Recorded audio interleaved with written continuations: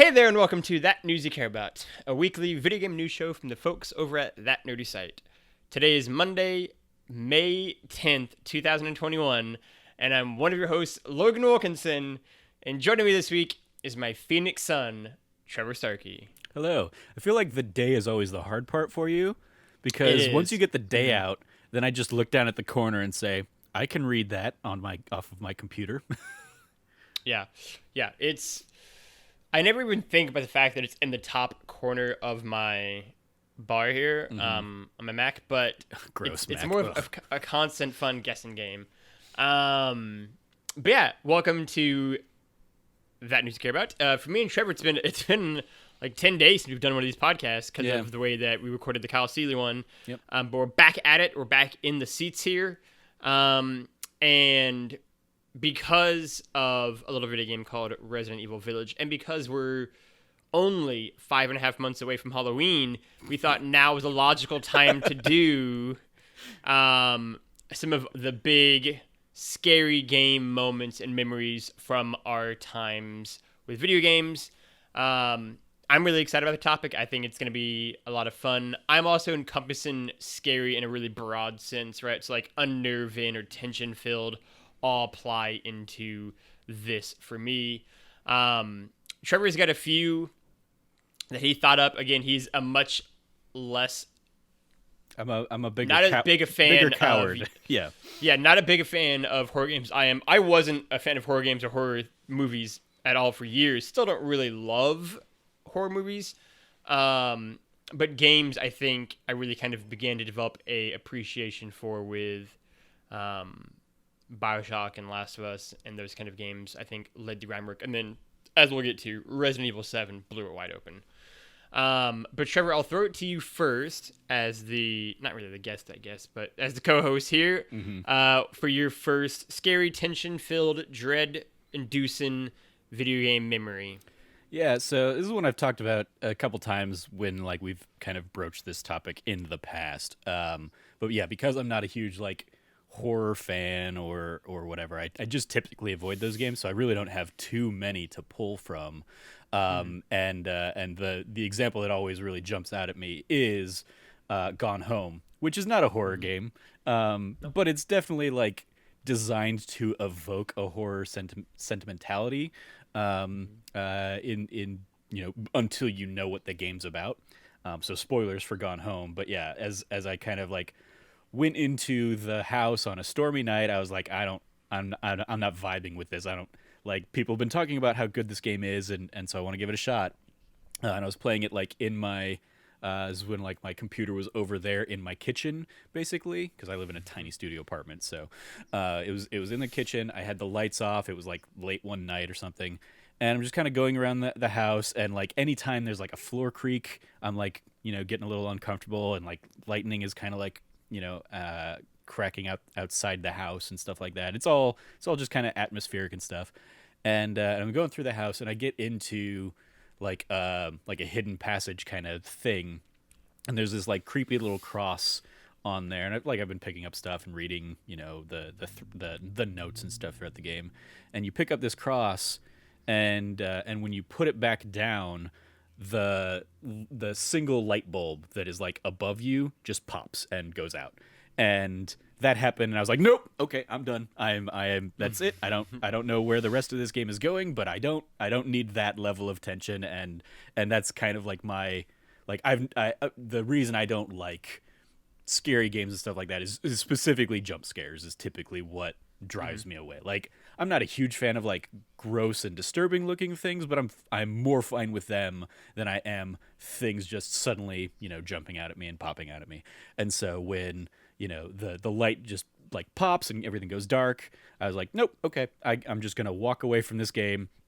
And I infamously did for years. Basically, I played it like around the time it had come out on PC is when all that happened, and then I did not go back to that game until it finally came to console and the PS4 a few years later. Like by then I had read about and knew more about what the game was actually about. So like I knew it wasn't a horror thing and something was going to jump out of the basement and eat me or whatever. And so yeah, by that point, like the tension of the game had been dispelled. But I also, after I played through the game and then I went through and like watched the because it came with like director's commentary where you could basically go through the house and click icons, and Steve Gaynor would pop in and talk about elements of the game and designing things and stuff. And he had a little bubble at that point in the game where he talks about how that's the only place in the game where there is kind of a jump scare thing scripted in the game. Everything else, like lightning and doors creaking, is all just kind of like randomly generated as you walk around. And that one being like very scripted, he kind of like jokes about it. And I tweeted at him, I was like, "Hey, this little thing you did, like it scared me away from your game for 3 years. So well done?" ? And he basically tweeted back like, "Sorry, hope you enjoyed." And so yeah, that is the like top level of my like scary moments in video games, which is not like it shouldn't be a scary moment, and I laugh about it now in hindsight, but like that's why I don't play scary games, is because if Gone Home was too scary for me, there's no fucking way I'm going to do Resident Evil Village. Yeah, it's Gone Home's a funny one because earlier in the year, whenever me and Shrav played it, it was, as someone who's played Gone Home a couple of times now, it was interesting to see her reactions. Who, she's someone who doesn't really love horror things either. I think she's more skittish and jumpy in that regard than I am, and also she doesn't know what's gonna happen, right? She's way less familiar with video games in general, let alone this particular one. And so we had the controller in her hands at first as we were navigating around the world, and that was its own unique fun experience of like watching someone figure out how to navigate a 3D space. But then for her, I think it was, we did like the main front room and kind of navigated everything around there, and then we like opened the main side hallway that you're going to kind of go into at the beginning of the game. And there, I think like the hallway light like flashes for a second and then is like fine again. Or if you go into like the closet, I think the light like flashes or whatever. And she's just like, "You know what? I'm done." And just like handed me the controller. Was like, "You just play it." And so it was interesting, kind of, I think, similarly getting to see her experience with like, "Oh, that's just too much. I'm just gonna stop it right here, and you can just take over, and we will play it safe like this." I think Gone Home is just like a master in terms of building tension in like that first act of the game. It's so well. To say nothing of what it does in like the final 5 to 10 minutes of that game, as you find the last few notes are like run through like a wave of emotions of like what is in the attic, basically. I think is so well done. For my first game though, that I'm really going to kind of navigate, I think, and dive into, I'm going to pick Bioshock. Because I think, because Bioshock is such a unique game, obviously for a lot of reasons, but it's one of the most important video games, I think, in my gaming history, and I feel like it's one of the ones that I've talked the least about, right? Like, I've talked and written fairly extensively at this point about The Last of Us, right? I love the game, I love the characters, I love the world, I think it's, brilliant, but there's a lot of Logan content out there, and a lot of content in general out there about The Last of Us. And I've even talked about some of the earlier games, whether it's, Oregon Trail or Nightfire or whatever it might be, Crash. But Bioshock is kind of one of the games that's most like penciled into my mind in terms of like that jump from me being stuck on the PS2 for years after the PS3 came out, and essentially being stuck in like, I'm just like a kid playing kid games, basically, to me jumping to, I mean, like, oh, this is an adult game. This is like a next gen experience, right? And so, because I didn't play Bioshock for, God, I think it would have been like 3 years after it came out, probably. And so I was just stuck on the old platform for so long, right? And I've talked a little bit about Uncharted 1, which was the first, at the time, next gen game I played when I finally got my PS3, and seeing like the U-boat on the waterfall and being blown away at the graphics of that and everything. But eventually I got around to Bioshock, and I mean, that game is, I think, just such a brilliant horror experience, right?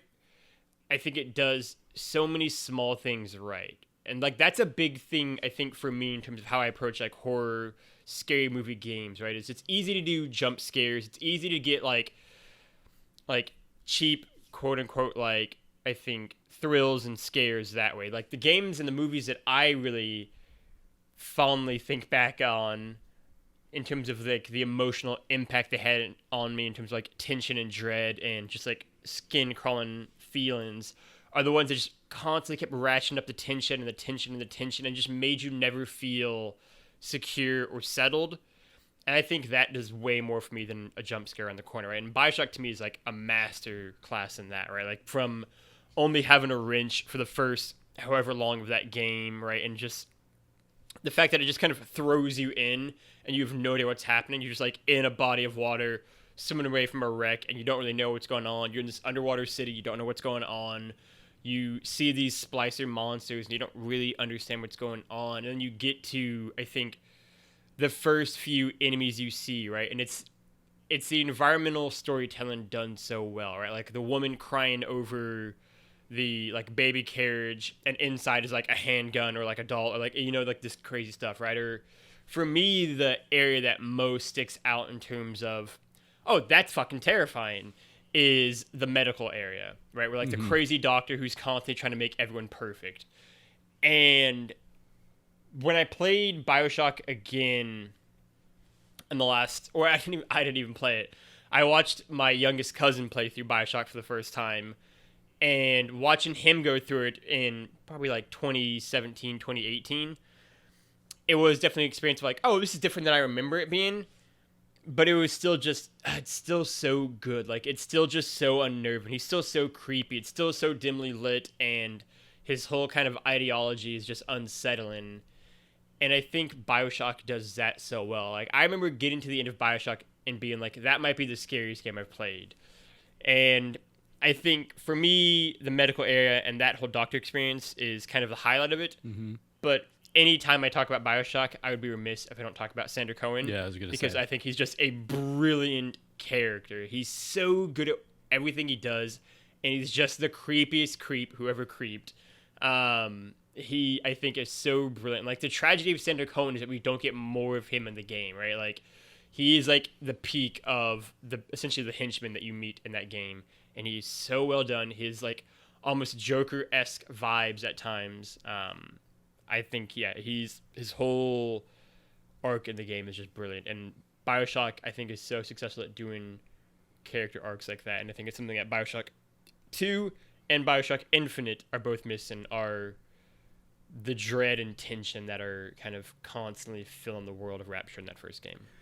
Since I do typically avoid, like, outright horror games, but I do play, I did play games like Bioshock, and actually you touched on the first Uncharted. I remember like going down into that like subterranean area, and when those first like zombie monsters start like attacking you, like that was fucked up, and I like that was, those are jump scary kind of moments. But I think one of the things that like makes those games a little more like manageable for me is that I do have weapons and powers and stuff like that, so I'm more prepared to fight them off versus like a survival horror game where by design I'm kept with very little ammunition and very little in the way of like guns to fight back and stuff, and I'm supposed to feel weak. So like I remember in particular like hating that section of Uncharted the first time I played it, but then realizing like if I just unload a full clip of like an AK-47, I take those guys out or something like that, and it was like, okay, so that's just what I need to do. I basically need to unload a full clip and then go pick up more guns and be prepared for like the next round. And then with Bioshock, it was the same kind of thing. Like the opening sequences are definitely like when you are just with the wrench and you are underpowered and stuff. It is like spooky to the point of like wanting you to feel uncomfortable and unprepared. But then then you start getting the plasmids, and I'm like, okay, well, even if I'm out of ammunition, I can eat, dumpster candy or something like that and fill up my Eve and use a fireball on these guys or something like that. So like it helps, but yeah, those definitely, especially like Bioshock and the two kind of like early game like sub baddies that you kind of mentioned, the plastic surgeon and Sandra Cohen, both of them like revel in jump scares in those Yeah. sections. Not only them, but like a lot of their minions are like, Yep. light flickers and then suddenly somebody's there in front of you. Like when you're talking about the plastic surgeon, I was thinking of the times you go and take like a picture for Sandra Cohen or something, and you turn around and there's just like a mannequin with a bunny mask that has appeared out of nowhere or something like that. Yeah. And being very unsettled and hating those kinds of Yeah. moments. But at the end of the day, Sandra like Cohen's area is the brilliant. fact that I can, shoot them in the head or something with like shoot Sandra Cohen with a crossbow, I'm like, okay, well, like I feel a little, powered up to deal with those. But on the same boat, like when a big daddy jumps out of nowhere or something and just like wrecks you, or you mentioning that you didn't feel that in Bioshock 2, I kind of agree with you. There's not as much in there, but like Bioshock Infinite, like I remember the handymen in there, like they were relentless and will like swing around the map and especially like on those rails and something, and you can think you're getting away, but they will like jump across the map and just land next to you and then just like pummel you. And I remember like being terrified that those guys were always like right behind me or something. And then in particular the boss fight with Mrs. Comstock, Lady Comstock, as basically like the Banshee or whatever. Like I remember hating her because she also would just kind of like pop up out of nowhere and mess up your day and stuff. So like those still had some element of dread for me as a result. For me, something about Bioshock 1 that I didn't even talk about that I feel like you have to in that game is the big daddies, right? And how those interactions are so designed, right? Because like you don't have to. I mean, you could theoretically play that whole game and never kill, I think, more than just one big daddy. Like you could just avoid them all if you wanted to. It'd be way harder, but you could do it, right? And I think what I loved about the big daddies and little sisters is that like they felt like such natural parts of the world. And the big daddies in particular felt like they were just these lumbering, almost like woolly mammoth-esque creatures, right? Like they were just completely doing their own thing. And you were so small and insignificant to them that they just didn't have a single care about you, right? And like those interactions and trying to plot out how we're going to do this, right? And where I'm going to kind of I've got to lay these traps strategize down. to take down. Exactly, right? And then even once you do, like the best part of Bioshock that I think part of why Bioshock 2 doesn't work as someone who played it just a couple of years ago for a book club is that like Bioshock 2, by the nature that you are a big daddy, couldn't capture just the chaotic nature of a big daddy fight in the same way, I think, right? Whereas in that first one, it was just that thing of like, great, here's my game plan, I have it all laid out, let's go. And then almost instantaneously, everything goes to shit, right? Like, it just like, it goes a different direction than you expected it to, it does a different move, you get hit early on, and you're like suddenly so down in health. And something that I liked about Bioshock is that even by the end of the game, I still never felt good about a big daddy fight. I always be like, all right, deep breath, deep breath, deep breath, let's go. And then immediately just been like, fuck, like everything is gone like wrong, like I'm on fire somehow now, like he's just like charging at me. Like it constantly had such a chaotic nature to it that I loved those exchanges, and I think the emotional rush you just got from them. Mm-hmm. And I think that's such a key element of Bioshock's like tension as well. Yeah.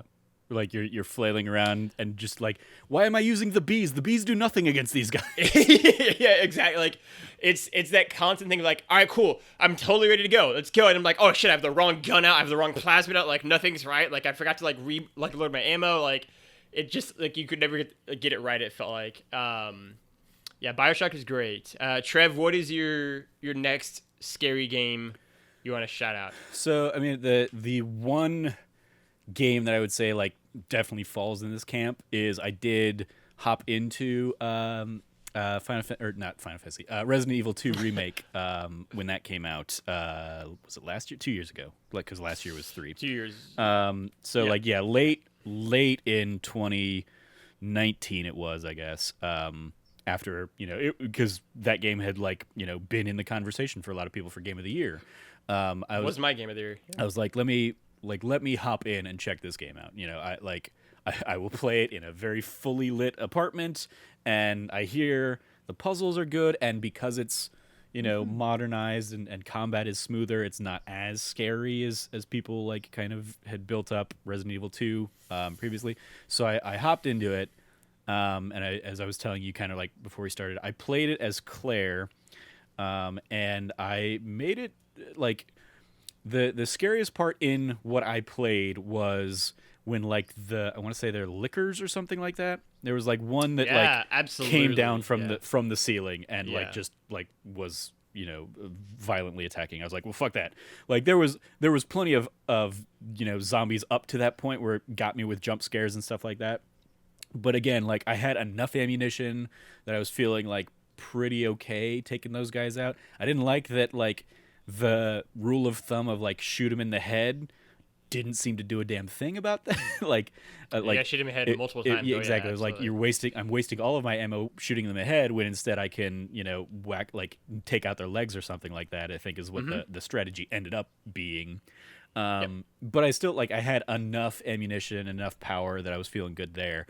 And because I was playing as Claire, as we were talking about, like I never encountered Mr. X in that game. As I understand it, like a helicopter comes crashing in at some point, and if you're playing as Leon, that's when like Mr. X basically appears and will start kind of like chasing you around the precinct.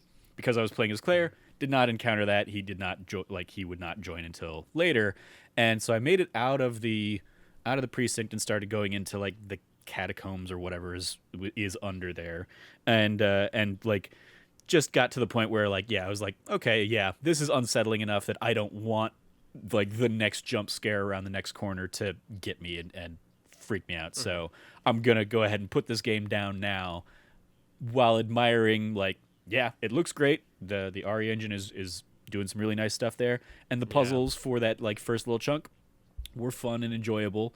And it's a spooky game, so it's doing its thing. So like I basically like chickened out of that game before it started getting really bad. Because I knew enough about Mr. X and I'd seen enough memes of him that I was like, I don't want this big scary guy to just like pop out at me out of nowhere and then me to just panic and run into a wall and not be able to get out of there and he just kills me or something like that. That is not my idea of a fun time. So I'm gonna go ahead and bounce off this game before that starts to happen.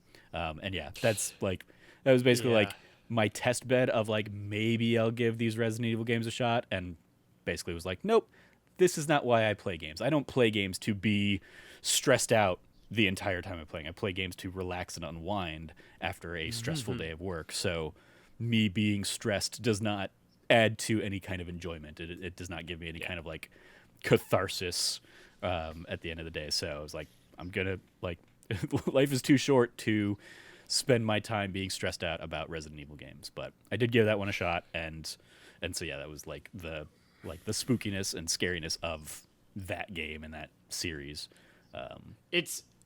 It's funny you talk about that, because again, that's how I felt for years, right? And I think Bioshock changed a little bit for me. The Last of Us changed a little bit for me, right? And then for me, it was taking it back 2 years from RE2, which was Resident Evil 7 totally blew away like any sort of expectation I had. Like I did not like scary games really going into that game, and then that game just totally ripped that apart. And I think Hellblade did as well that year. Because that is also a very, I think, dread-filled, tension-filled, like scary moment at time video game. But for RE7, Hellblade for me is like it's that kind of thing I talked about earlier. It's very unsettling, and especially with like the voices in your head and stuff coming from every different direction. But it doesn't play too much in the world of jump scares.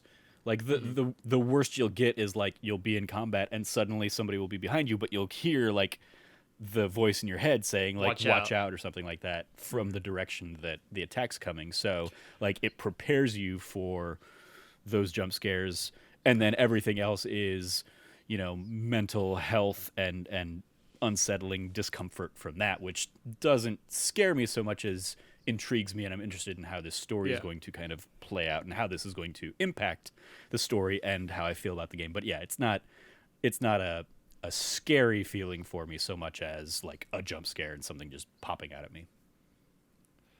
Whereas Resident Evil 7 is the scariest shooting game I've ever played. Like I think it is like phenomenal. Like at what it does. Like in particular, I was just tweeting out like about this to Gene Park from Washington Post. He had like his ranking of like all the Resident Evil games last week, and yeah, I mean I think the first act of Resident Evil 7 is like almost perfect, right? And I say to someone who's like not really a horror game fan, who's not really a horror fan, really that much at all. I think that first act is like almost flawless. Like it is like a perfect horror experience, like a perfect scary experience, like because it is terrifying. You never feel safe, you never feel secure. There's always something right behind you, but it does in a way where like you don't usually die too many times. It's like that perfect balance too, where like you're not dying too many times, where it's like frustrating. It like keeps it going so well, and like when you're in that house, that game just thrives, right? And like the second act, I think, is the weakest. I think the last act kind of brings it back together again. I don't hate being on the boat. Some people do, but like that first act of the game where you're just in the house, and the whole experience at large, just the lonely, isolating nature of that game, right? And the fact that it is in first person, just I think inherently makes it a scarier experience than all those newer games before it, right? Like it just like I can't look around a corner by cheating by just turning the camera, right? Like it makes it so much more intimate and personal and kind of claustrophobic. And I think the house only adds to all those elements, right? Like I think the cast of characters, the fact that they are human enough, adds to that. It is just such a completely unnerving and unsettling experience, right? And I have not started playing Village yet. I'll do that this week, but from what I've heard, that game is way weirder and not as scary. Still definitely gonna be scary in it, obviously, in like terrifying moments, I'm sure, but it's supposed to get really weird. And as someone who doesn't love the weird moments as much, I'm really curious to see my reactions on that. But 7, I think, is in some ways like what I would like. It would be like my dream Resident Evil game almost. Like set it where there's like not really that much bullshit magic shit at all. There's like no legit conspiracy. It's just like a standalone story in a swamp in Louisiana, and you're by yourself with this like monster terrifying family, but like monster in the sense that like they're atrocious people, not that they're like crazy creatures. And I think they're deliverance monsters, not yeah, exactly. not and like it monsters, kind of in that yeah. same mindset too, of like being in the South, in the swamp, all that kind of stuff, and like it just nails it so well, right? Like I think the fact that it is certainly the most grounded Resident Evil game, I think if you're really generous, since 1, if not just outright, I think just nails it, right? And like I can't imagine playing that game in VR. Like that like those people are just made of a different thing, right? Like I could get to that game good enough by itself, right? But like that was one of the things for me, going back to your point now to talk about Resident Evil 2. I really liked Resident Evil 2. It was my game of the year that year, but I think Resident Evil 7 is a better video game, just like across the board. And I think part of that is that like Resident Evil 2 is a third person action adventure game, right? Like it does, I think, feel less scary just by that nature. And also the fact that like it is, while a remake, it is still a video game from almost 20 years ago, and we've learned how to maybe make things more intense and terrifying since then. Having said that, Mr. X fucking sucks. He's truly like he's such a great baddie, right? Like such a great henchman, whatever you want to call him. Like he, I think, gives that game such a spirit and such a lift.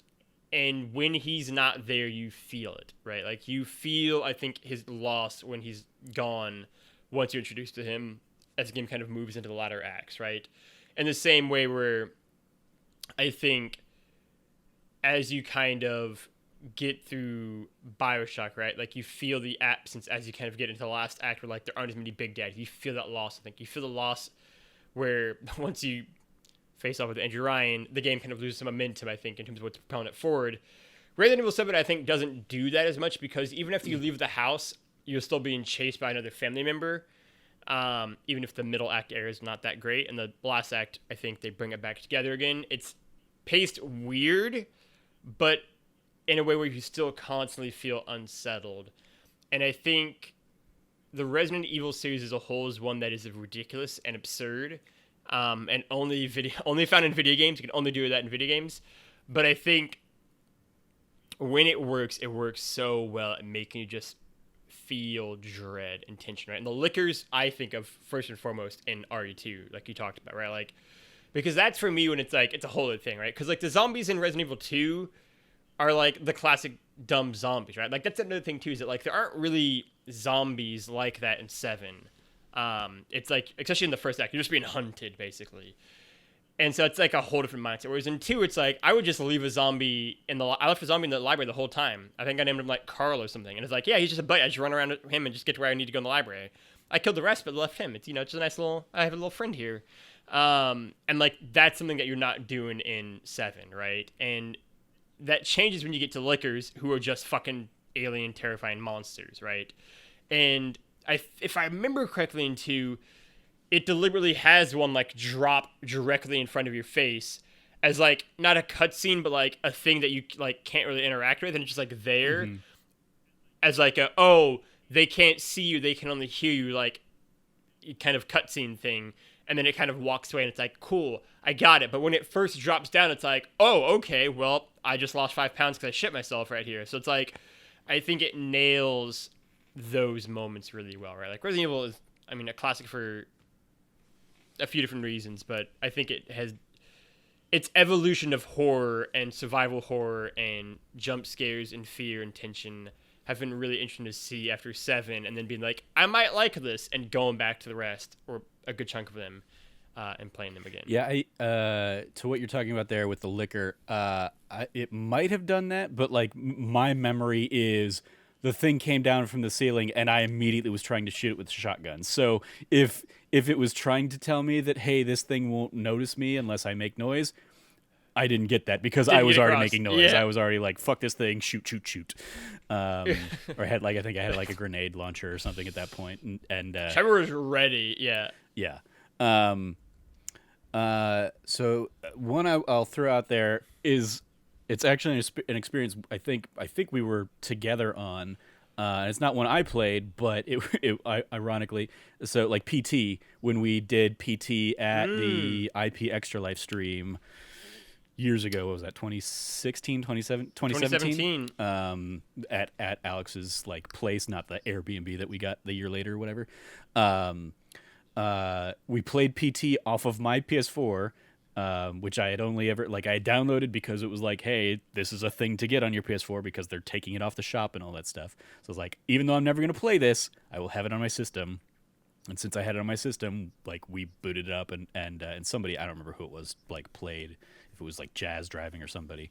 But like we were all, or however many of us were, like sitting down there in the basement in the dark as somebody's like driving, and I think Alex was like navigating through the demo or the playable teaser or whatever. And like that was one, like, because I'm not a fan of horror and stuff, and I didn't know what was around the corner and all that stuff, I was just like watching kind of constantly like this through like my head down, kind of through like a little bit through my eyes, but mostly not really watching. And so I was just hearing what was going on and hearing other people react and stuff like that. And because that's like, that is, I guess, like the level of unsettling that it's not unsettling because of what's going on. Like I remember like weird babies in walls or something. Like I think like blood coming from refrigerators and stuff. Like that stuff's just like weird and creepy. It's the like at any moment I can turn around and something's going to be there to scare the shit out of me. Like knowing that is what is the tension of it. Whether or not like it actually has jump scares in it, like that's where like the fear of a jump scare is what like makes that a frightening experience for me. So like that's what, like, it's, you know, an archetypical like, hey, I'm glad Silent Hills never became a thing because I never would have played it anyway. So ha ha ha. Yeah. The PT demo, like as somebody who didn't play it but sort of experienced it, like I remember that being a very unsettling experience as well. I think you see the evolution of PT in Resident Evil 7. Like, there's a lot of that in there. As somebody who's never really vibed with PT as much as other people have, I think Resident Evil 7 is just, like, better. I mean, it's an actual thing, to be fair, but, like, the way people talk about PT, I've never really gotten. Like, I didn't ever vibe with it in that same way. Whereas, like, 7 is just truly terrifying, I think, at times. But that's also funny just because to like tag onto that story. I was upstairs during the PT section because I didn't care about PT. I didn't want to play or watch it or anything either because I didn't really. Again, I don't love scares either, especially at like midnight in pitch black. And so I was actually upstairs during the PT segment playing Towerfall Ascension with Scott from IPP and doing the campaign. I think we beat like the entire thing except for like one level of Towerfall together. So that's what I was doing when everyone else was playing PT. Me and him were just like upstairs together just doing that. And then you and I, to bring that full circle, when you came out and visited, you and I Yep. played through Towerfall Ascension. And I realized that I hadn't the whole thing. Yes, I was gonna say because I hadn't beaten it. That's when I realized when I played it with you. Yep, that game hard at the end. Also bullshit. Me and your experience in particular. There was some shenanigans at the end when we tried to finish it off. But yeah, that is. I think that's a great shout out in terms of PT.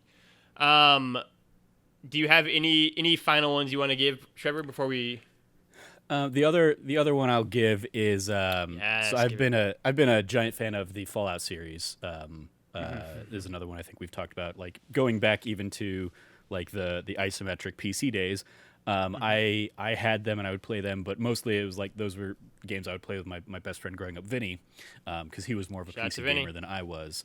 And but when Fallout 3 came out, I ended up picking it up, years later, Game of the Year edition or whatever, and played that on my PS3, and like remember just having a great time running around that world. But like when a Deathclaw, comes up upon me out of nowhere, that is fucking terrifying.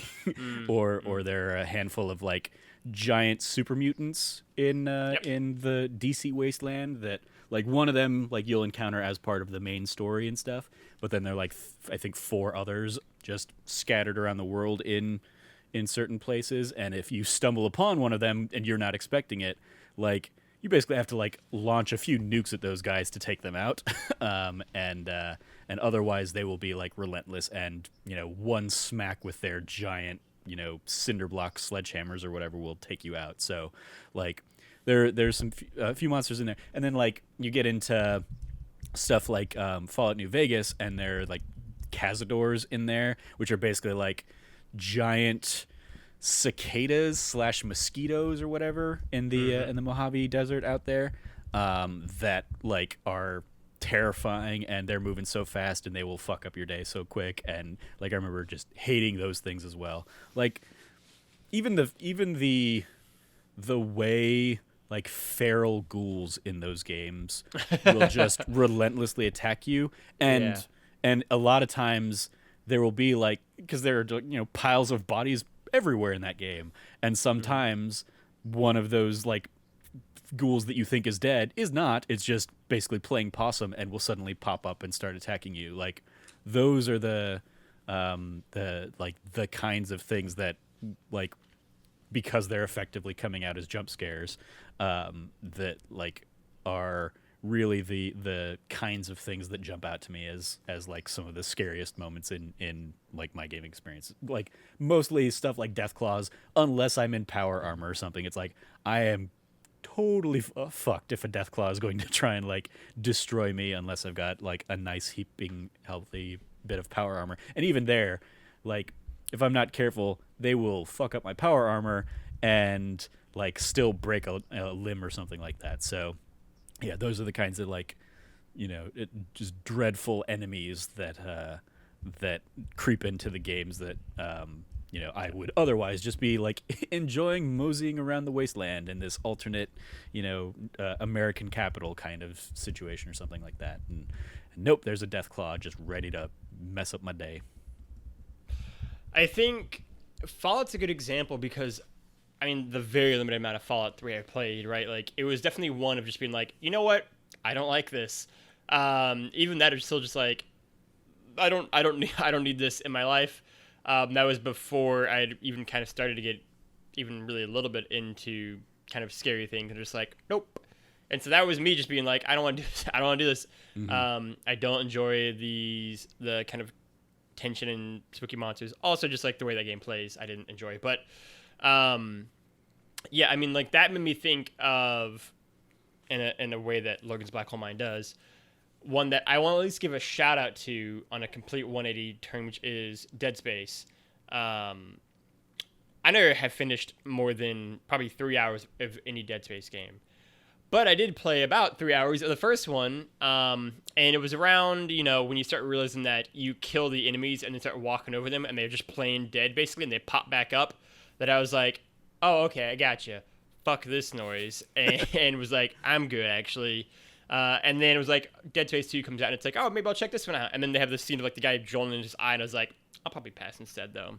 Probably won't do this one, but I know that there are a lot of people who love the Dead Space games and think they are fantastic horror experiences. Even that the combination of Dead Space and talking about Bioshock earlier, like, and talking about my friend Vinny, he had System Shock, and like I remember playing System Shock at his house, or like him playing it and me just being like, let's keep the lights on because this is scary and I don't like this. Like abandoned space station, AI just being creepy AF, and then just around any corner somebody's gonna be there to pop out and kill you.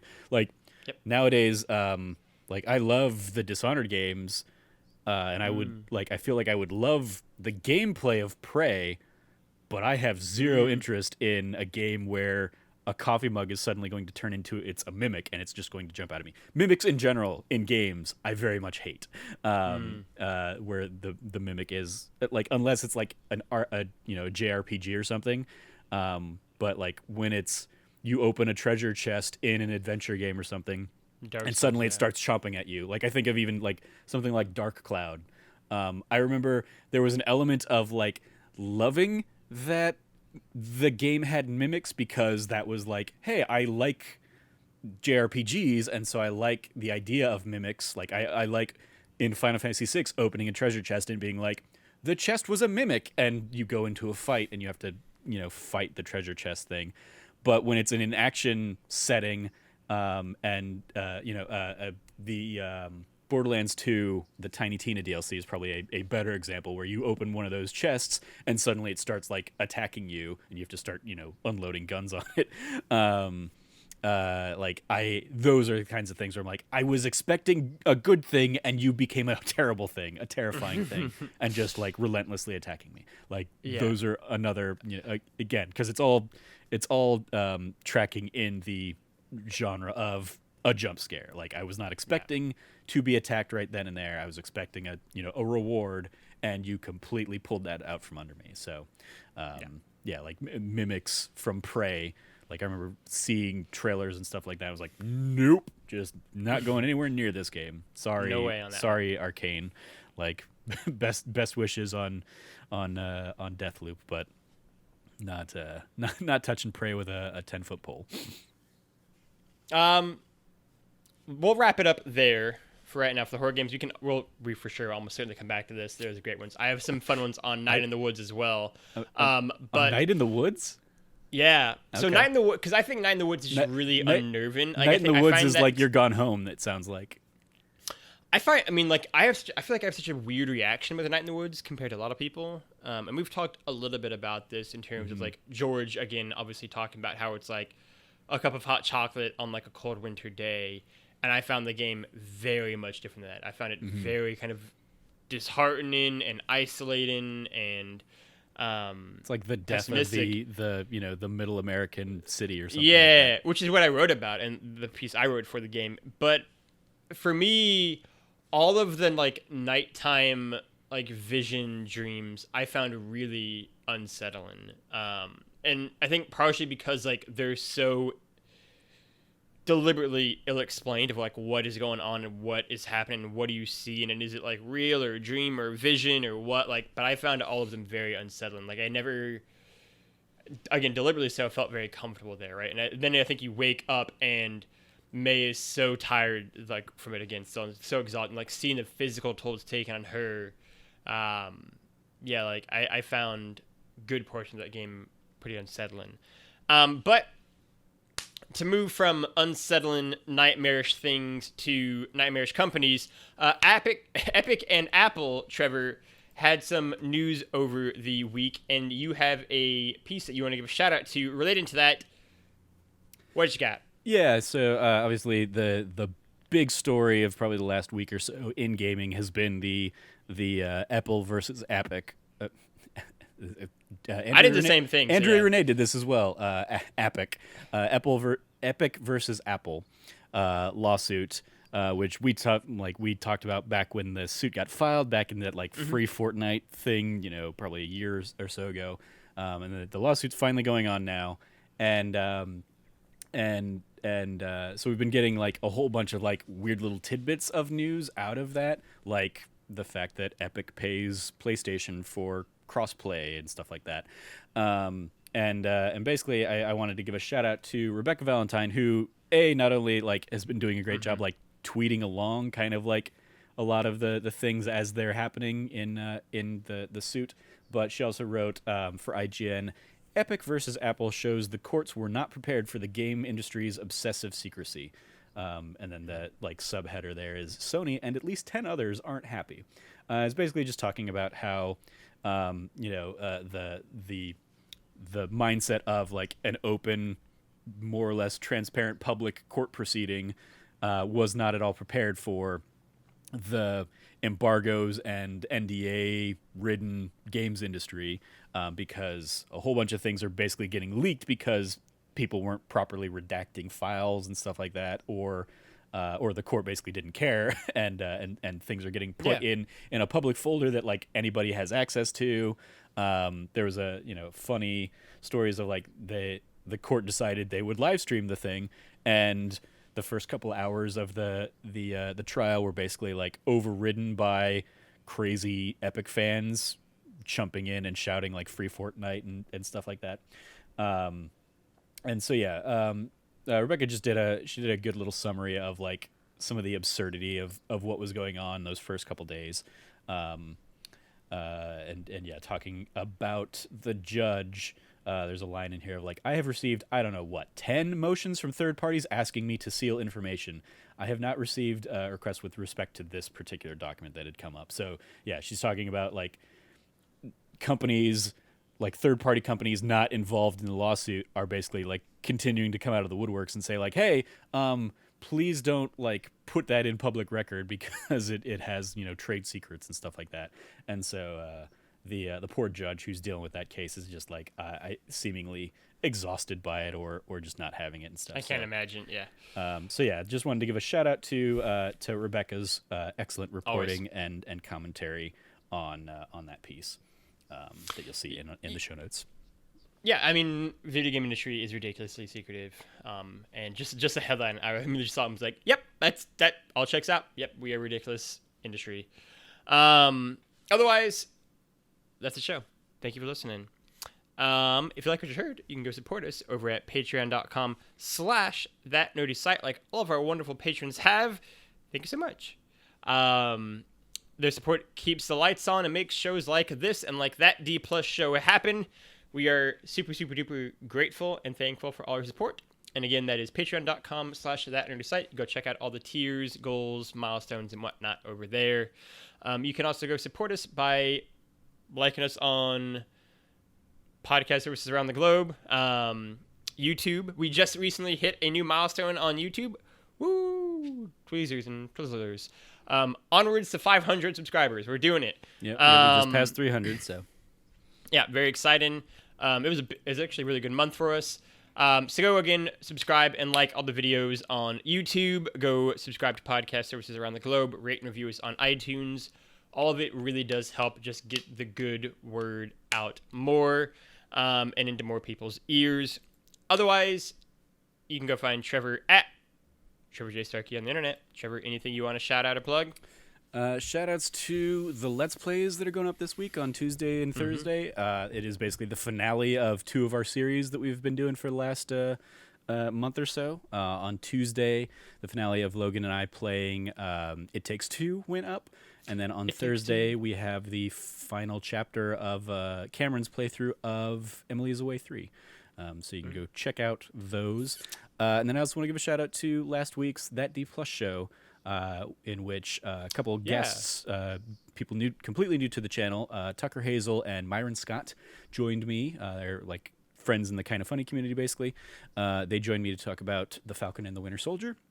So go check that out and give them support. I think for both of them, it was like their first time guesting on a podcast that wasn't like their own very thing. Cool. And so I was like, oh, that's really very cool. Like, I hope it's only up from here kind of thing. But so it's really cool to kind of just bring on a couple new collaborators and work with them. So check that out. And then lastly, I want to give a special shout out to the people over at the Castle Vault, because they had me on last week to talk about The Good Dinosaur, as they're going through season 2. So in their when they launched the podcast, it was basically they're going to go through chronologically every Disney animated movie.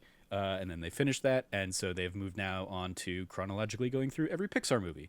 And they basically had me on for Hercules in the Disney animated stuff, and they had me on for The Good Dinosaur last week. And we had a great time chatting with them. It's always fun going and visiting with them. It's basically like almost a sister podcast to that D+ show. So I love getting to sit down with Josh and Jason over there at the Castle Vault. So go check out that. Even though The Good Dinosaur is not a great movie, we ended up talking about Mighty Ducks for the first half hour. And had a good time there. I blew their minds when I told them, I think the same thing that blew your mind and Cameron's mind, that Fulton and Guy were brothers in real life.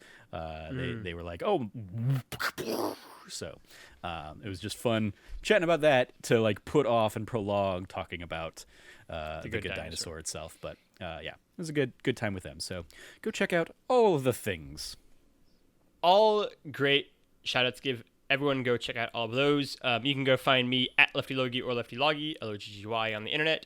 I will first and foremost, give a shout out as well to the final episode of myself and Trevor's Let's Play series of It Takes Two that went live yesterday as of listening to this. It's been a lot of fun. I really enjoyed going through that. It was a great game, a lot of fun times to do it, and I'm really proud of that Let's Play. So go check that out. We have some ideas for future ones that we've kind of wrapped that up. Go check out Cameron's as well, because he was a madman and has played that game multiple times now. But that first Let's Play has been a experience to watch him play through. We'll put it. Some of his decisions and conclusions are interesting. And don't listen to Kyle Seeley. Still disagree with him about Chow and that opinion. Otherwise, you can go check out the episode of that D+ show. I think it's a great shout out. I always love having people on for either their first time guesting on a podcast, the first time on a podcast in general. I always have a lot of fun with those kind of experiences, those kind of shows. So go check that out as well, and then go send love to them as well. Otherwise, you can go check out the YouTube as well. Again, like I said, we just hit 300 subscribers. It's been a big month, and that was really cool to see. Go check out That Nerdy Site at That Nerdy Site all across the internet. Go to the website as the main page, and a ranking of NHL mascots are in a head-to-head race for the most viewed thing on the site. Go send your love to either one of those. Pick which one you want to be the winner. I mean, I'm pretty sure at this point, it's been a couple days, but I'm pretty sure Jazz's piece about the NHL mascots ranked has probably overtaken it. Let me pull it up right now. Either way, you can go check out That Nerdy Site at That Nerdy Site on all the different things, and go support us over there as well. Yep. She has officially pulled ahead. NHL mascots ranked is officially our number one page all time on our website. There you go. So go send love to that as well, and go send your fun and nice comments on NHL mascot rankings as well to that piece and to Jazz. Otherwise, for myself, for Trevor, for all of us here at That Nerdy Site, thank you for playing. Class dismissed. And be good to each other.